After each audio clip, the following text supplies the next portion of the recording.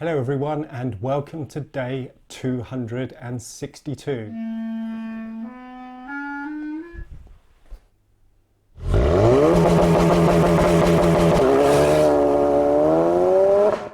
Hello everyone and welcome to day 262. Mileage on my car at the moment is 10,012, just crept over 10k, and mileage on the new engine is 1,574. Before I get into the topic of this video being the recall and what it means for all of us within the Focus RS community, I've got a couple of quick updates. The first one is on the oil warning light that I had appearing, or the warning message showing that I needed an oil change following my engine replacement recently. I visited my dealership yesterday and they told me how to reset it. So if you have that warning appear and you're not due a service or an oil change, it's very straightforward, very simple.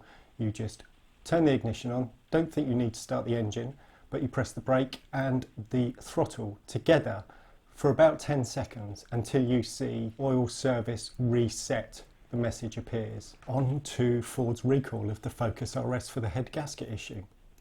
It went live on Ford's ETIS system this week. I was a bit surprised to see that it also showed that my car needed it. Now mine had a new engine recently, it was fitted in December, it was built 14th of November, and I've seen, if you've seen my previous video, you can see that I've actually got the correct gasket, the one with the brass rivet fitted. So I was very surprised to see the field service action 17B32 appear for my car. So yesterday when I was at the dealership, I did speak to them about that. They said clearly it was an error, that they would speak to Ford Technical and make sure the field service action was cancelled or nullified. I looked again this morning and it seems to have gone. Now whether that was my dealership or whether it's Ford just getting their house in order following the release of the recall, I'm not sure, but it's not showing for my car anymore. So moving on, and I appreciate this isn't news for an awful lot of people, but the recall's out there. I've got a whole range of documents here. What does the recall mean? What's involved? How is it going to affect you if you're a Focus RS owner? How is it going to affect anyone that wants to buy a used car? What does the entire recall mean? How is it going to work? Now the documents that I've got here in front of me are from the US release of the field service action. As far as I'm aware, these will translate to Europe and the rest of the world pretty much as is, although I am aware that on the US one there's a date of the program operation that differs in terms of what I've heard for the UK documents. I've not seen any official UK documents yet. If you have seen any UK documents or you're aware of the exact dates that apply in Europe, it would be interesting to understand why it's different in Europe to the US, if indeed it is different. So if you do have that information, please do share it in the comments below the video. So let's have a quick skim through these documents then. Now the first one that I've got here is the letter from David J. Johnson, who's the Director of Service Engineering Operations of the Ford Customer Service Division. Dated January 22nd, 2018. Customer Satisfaction Program 17B32, cylinder head gasket replacement. So what can we take away from this? Just skimming through the various bits that I think are relevant is that, well, on the US anyway, it says the program will be in effect through to January 31st, 2019. As I mentioned, in Europe, what I've heard so far is that it's going to be longer. But if you're in the US and this is what applies, then you've got until the end of January next year to have this work done on your car. It's affecting, it says build dates from August 3rd through to August 3rd 15 through to July 6th 2017.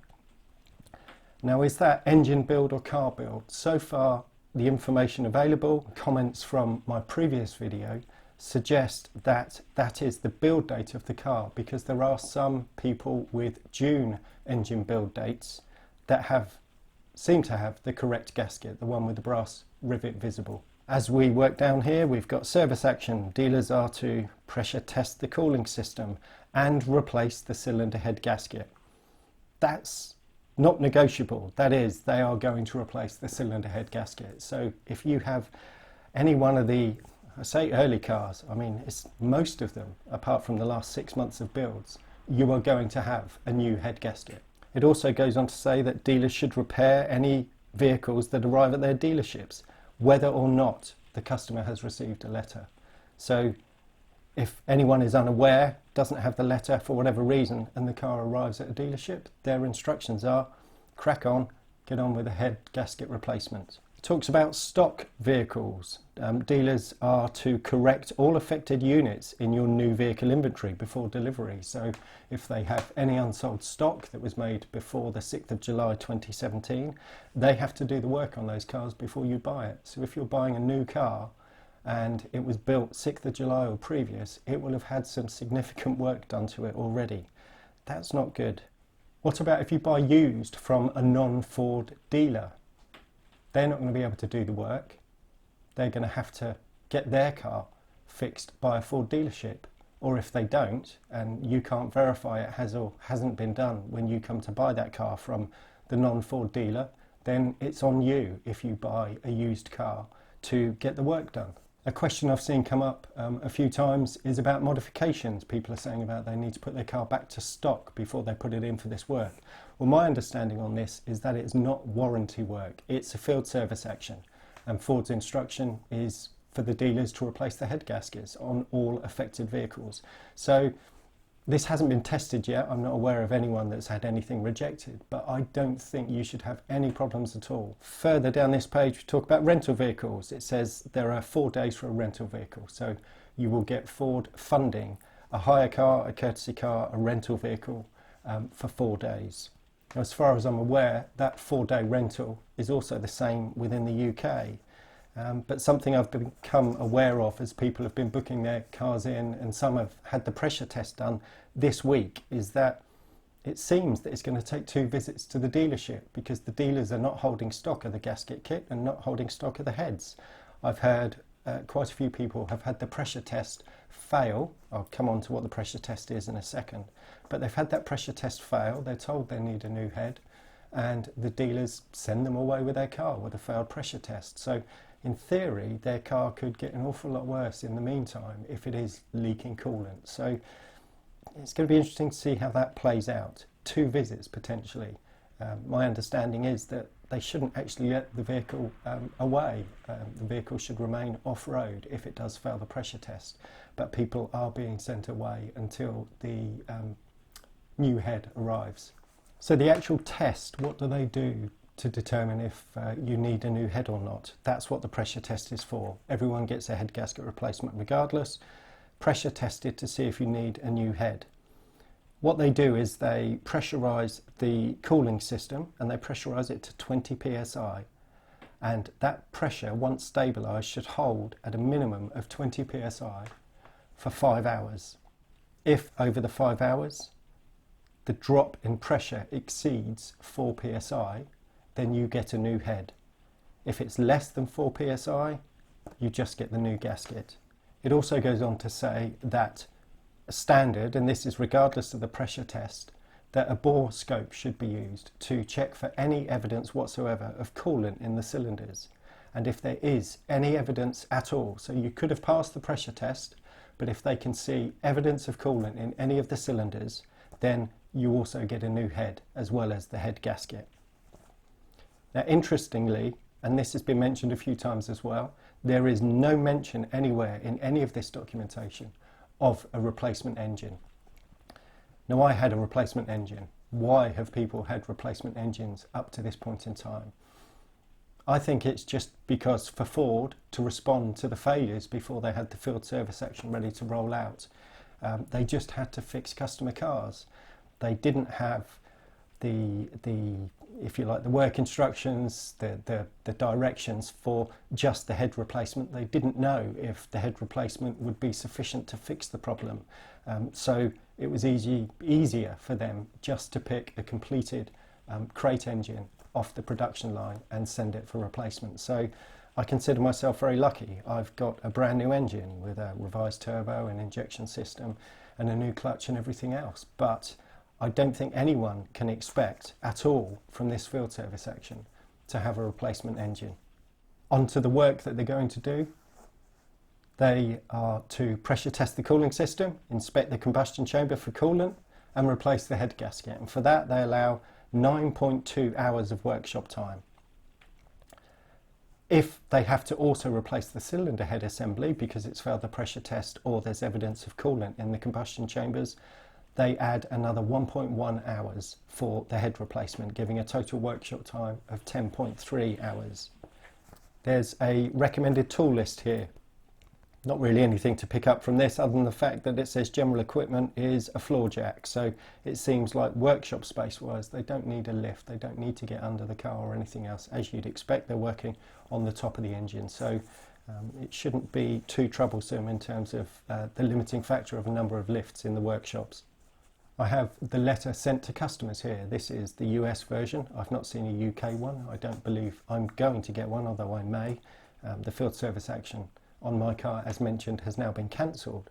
But this letter, worth noting here, is in the section, what should you do? It says quite clearly, Ford Motor Company wants you to have this service action completed on your vehicle.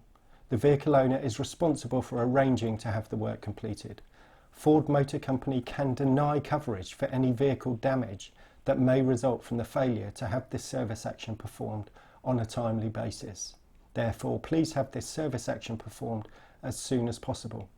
So, if you want to play the game of waiting until your engine fails properly in the hope that you get a new engine, and your engine does go bang in a big way, Ford could say, no, we're not going to help you out now. You should have acted sooner. So that's everything about the inner workings of the recall. But how did this mess happen? What happened in the process that meant cars were being shipped with the wrong gaskets? And they were, let's be clear, the wrong gaskets. The Mustang gasket is not designed to work with the Focus RS engine. Everyone says the open deck block is the problem. The open deck block is fine. The open deck block will work fine with the ball bridge cooling strategy on the RS, which is cross-drilled instead of a V cut into the top like it is on the Mustang. It will work fine if it's got the correct gasket fitted. Now I've got the patent here, the patent application from Ford, which goes into the ball bridge and cylinder cooling. And it's very, very clear how this patent is registering the differences in how Ford want the cooling of the engine with cross-drilling to work with the much more complex multi-layered gasket that we see now being fitted to the Focus RS. I've seen on a forum the costs for these gaskets. The Mustang gasket costs $20, I understand, and I think the RS gasket costs something like $200. So what went wrong? Did they develop the car with the correct gasket, or the testing that we saw in the series about the development of the Focus RS, the Arctic testing, the desert testing, you know, all of the extensive testing that they will have done. They will have run these engines for tens of thousands, hundreds of thousands of miles maybe, and they still went to the point of manufacture with this wrong gasket. Did they test with the correct gasket? Was it a last minute change just to save some costs? Was it the Ford purchasing department actually specified the wrong gasket to the supplier? Or did the supplier muck up and send the wrong gasket and no one then picked it up until we started seeing the failures happen? Who knows? I'm not sure we'll ever find out the final answer to that one. So how many cars are affected then? Well, in my last video, I asked people to check their cars, report on their build date and report on the gasket, whether they had the correct gasket with the brass rivet or not. And it seems as if every single car, there's no question at all, every single car that rolled off the production line up until July 2017 has the wrong gasket fitted. So how many cars have been sold globally? I've heard 15, 20,000. So let's be generous and say 10,000 of those are affected. So that's 10,000 cars that need 9 to 10 hours of workshop time, a head gasket at a minimum, some may be having a head as well. So let's call that a nice round number, £1,000 or $1,500, and let's be generous and say just 10,000 cars are affected. That's still £10 million or 15 million US dollars. I think that's the reason why it's taken Ford so long to roll this field service action out. It's a significant cost. They really needed to get it right. And before you press the button on making a commitment to spending 10 to 15 million, £10 million. You want to be absolutely sure that you're doing the right thing, that it's going to fix the problem, and that you're restoring faith in the brand. And lastly, just a quick one, and this is something I picked up from the workshop instruction on the cylinder head replacement that I've got here, which goes through all of the detail on how to actually go through the process of removing the head and replacing it and so on. Right at the end, I'm a bit embarrassed to admit that I've never really even thought of this, and it's only a tiny thing, but it's worth knowing for anyone out there, and that is the engine cover. They can be quite hard to get off sometimes, the rubber grommets on the top of the engine, just where they dry out a bit, and you've got the engine cover pressing down into it, and it specifies, and I don't know why I've never thought of this, but I'm going to get it done. Lubricate the grommets with silicone grease. This will aid in the installation of the engine appearance cover and any future removal and installation. So if you have an engine cover that it's a bit difficult to get off, give it a squirt with some silicone oil around the rubber grommets, and it should pop on and off much more easily. So that's it. That's my take on the field service action from Ford. 17B32, head gasket replacement and possible head replacement. Are you affected? How do you feel about it? What are your experiences? Are Ford treating you well? Are they giving you a bit of a hard time over it? Is it going as you expect? Do you think you should have a new engine? Please do comment below and let us know. Let's keep the community informed. Thank you for watching. I hope you found this useful. If you have any questions for me or just comments, then please do leave them below.